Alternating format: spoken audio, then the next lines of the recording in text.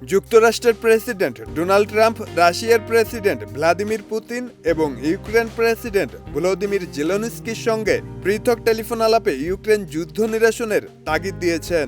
7 ও 8 জুলাই তুরস্কে অনুষ্ঠিতব্য ন্যাটো শীর্ষ সম্মেলনের আগে এই কূটনৈতিক তৎপরতা শুরু হয়েছে।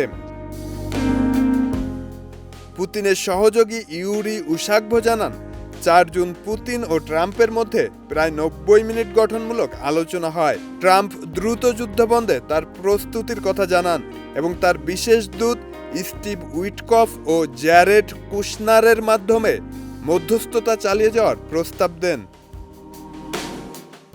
পুতিন ট্রাম্পকে জানান, রণক্ষেত্রে রুশ বাহিনী সুবিধাজনক অবস্থানে রয়েছে, তবে রাশিয়া তাদের মৌলিক অবস্থান বজায় রেখে একটি রাজনৈতিক ও কূটনৈতিক সমাধান চায়। একই সঙ্গে উশাকভ অভিযোগ করেন, ইউক্রেন ও তাদের ইউরোপীয় মিত্ররা রাশিয়ার তেল ক্ষেত্রে দূরপাল্লার হামলা চালিয়ে যুদ্ধ দীর্ঘায়িত করার চেষ্টা করছে। অন্যদিকে ইউক্রেনের প্রেসিডেন্ট ভলোদিমির জেলেনস্কি ট্রাম্পের সঙ্গে তার ফোন আলাপকে খুবই ভালো বলে অভিহিত করেছেন।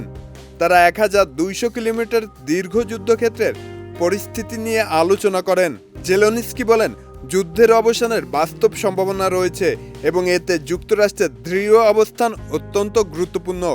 ন্যাটো সম্মেলনে এই আলোচনা আরও এগিয়ে নিতে দুই নেতা একমত হয়েছেন। শব্দনীল, দেশ রূপান্তর।